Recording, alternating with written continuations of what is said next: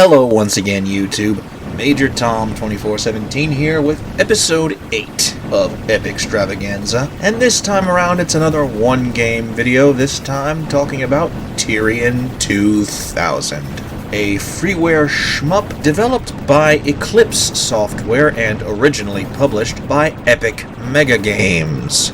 Though the later Tyrian 2000 version was apparently published by EpicStravaganza Software?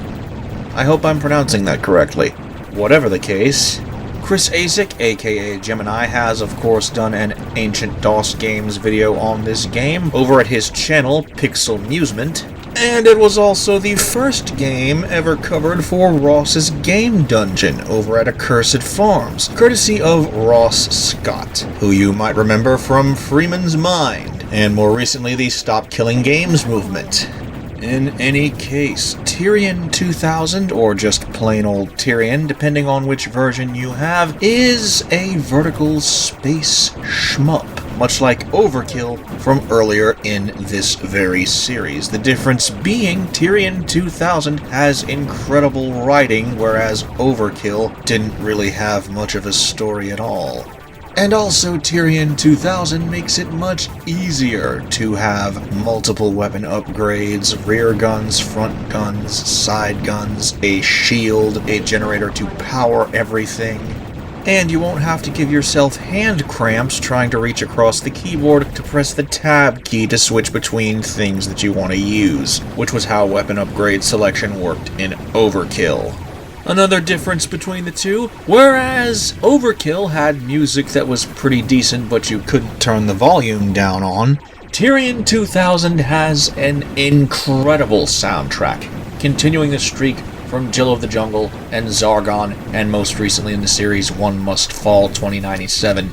Tyrian 2000 sports a soundtrack from Alexander Brandon, who would later go on to create the score for a game you might have heard of called Deus Ex. And those tracks that weren't done by Alexander Brandon were done by Andreas Molnar, and his tracks are just as good as the ones that Alexander Brandon contributed. And also, yes, you can turn down the volume of the music in Tyrian 2000, unlike in Overkill. So yeah, there's that. As alluded to earlier in the video, this game is chock full of secrets, one of which is a Scorched Earth style game that I forget how you're intended to be able to access, but it's a full-fledged Scorched Earth clone hidden away in Tyrian 2000 itself. So yeah. As far as other secrets are concerned, there are also twiddles, which are fighting game-style combo maneuvers you can pull off on the keyboard to unleash insanely powerful attacks. That is, assuming you're using the keyboard, because Tyrian 2000 can also be fully controlled by way of the mouse. Yes, you heard that right.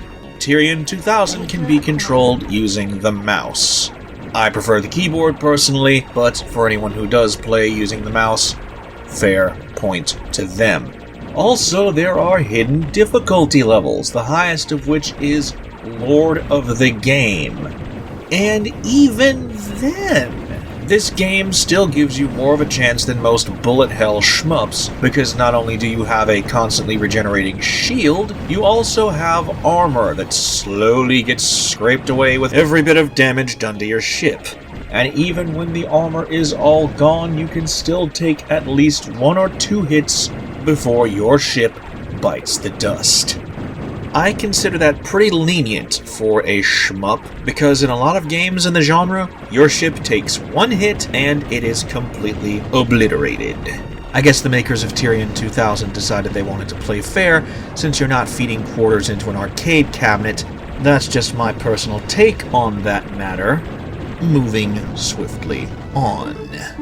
The score you accumulate by destroying enemy ships and structures during each level is pretty much your in-game currency, which is used to buy ship upgrades, better shields, better weapons, etc. between levels, much like in Raptor Call of the Shadows from Apogee. One substantial difference being that in Tyrian 2000 you can also flat out buy a new ship.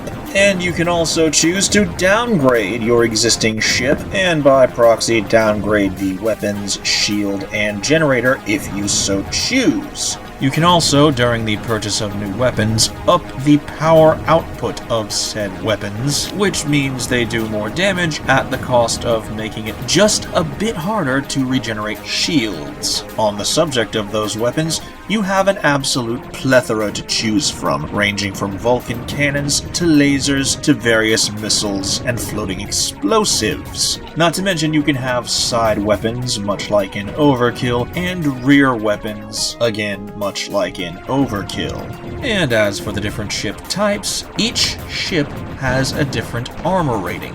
The higher armor rating, the better, because once your shields run out, your armor is the only thing standing between your ship and enemy fire. Once the armor is depleted, as previously mentioned, you can take maybe 1 or 2 hits before your ship goes down in flames. And you're definitely going to need all of that shield energy and armor because there are almost always loads of enemies on the screen flinging loads of projectiles your way. And pretty much every level will end with a large mass detected warning, meaning you're in for a boss fight. And if you thought the level by itself was bad, with enemies all over the screen flinging projectiles at you, the boss fights, well, they're boss fights. And you can expect to lose plenty of shields and armor if you haven't been able to upgrade your ship. And of course, these bosses fling their own projectiles all over the place, but once you've gotten the patterns down, it's easy to take them out. And it's even easier once you've fully upgraded your ship, generator, weapons, and so on and so forth. So each fight after you've fully upgraded will feel like the proverbial breeze, the walk in the park, and whatever other metaphors you can think of. One high-powered weapon in particular can punch through pretty much anything in the game, and if you manage to acquire this particular weapon, blasting through enemies and bosses should be easier than easy. The story of Tyrian 2000 takes place in the year 20,031, with you playing the role of Trent Hawkins, a terraforming pilot currently stationed on the planet Tyrian, the only planet in the sector that contains an interesting element that causes huge chunks of Tyrian's landmass to float in the air, like something off of a prog rock album cover. Unfortunately, it turns out the giant corporation in charge of the terraforming on Tyrian has nefarious plans for the mysterious element, and Trent's best friend is subsequently killed, prompting Trent to flee Tyrian, and generally taking the fight to the aforementioned giant corporation, and throwing the proverbial wrench into the works of their nefarious schemes whenever he gets a chance. Further story beats can be discovered in data cubes that you collect by destroying certain objects or enemies during the course of playing through a level, and many of these data cubes are somewhat difficult to obtain, so you'd be well advised to save before every level. So Tyrian started out published by Epic Megagames, and was then republished as Tyrian 2000 with a 5th episode added on. Originally there were just 3 episodes when it was plain old Tyrian, then a 4th one was added in an update, and when the game passed from Epic to Exiv, the dissolution of which, by the way, is why Tyrian 2000 is now freeware, for those who are curious, it was updated into the Tyrian 2000 version with a new 5th episode. So there's that. There were also a pair of ports planned of Tyrian 2000 to the GBC and the GBA, but neither of them were ever finished, and as a result, neither of them were commercially released. And for whatever reason, even though a sequel for Tyrian 2000 was greenlit, it was never actually produced. Just like Jazz Jackrabbit 3D, just like the original 2 iterations of the sequel to Jill of the Jungle, which eventually became Final Goddess from Mars and Zargon, respectively,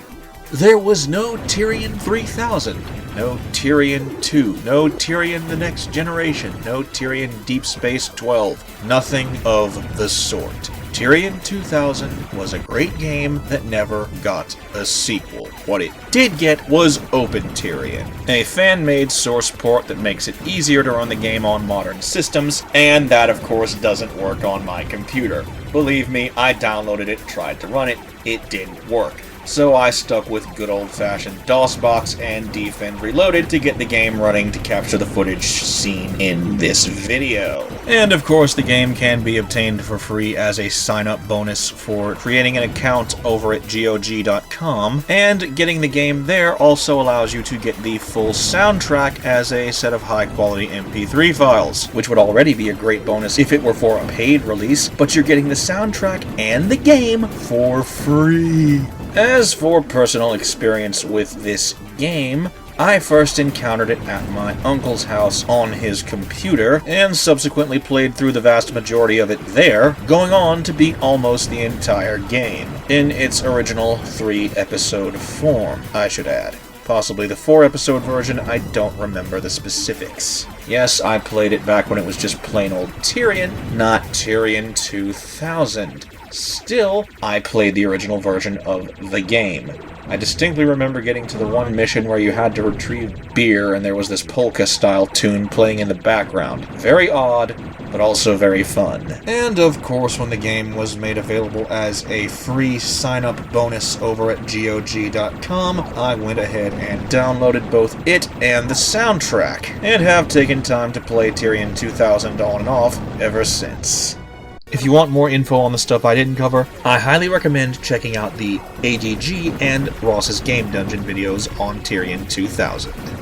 Other than that, I don't have a whole lot else to say about this game. It is one of my favorite Epic freeware releases, right up there with One Must Fall 2097. Not much else to say other than that.